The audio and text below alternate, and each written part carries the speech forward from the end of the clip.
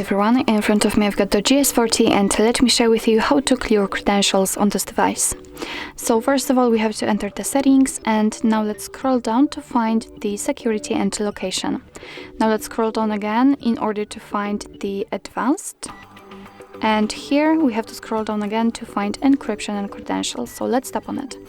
Now let's scroll down to the very bottom and find clear credentials option. Your device will ask you if you really want to do it, so simply tap on OK. And actually, this is it. This is how to remove certificates, remove credentials in your DOOGEE S40. Thank you so much for watching. I hope that this video was helpful, and if it was, please hit the subscribe button and leave the thumbs up.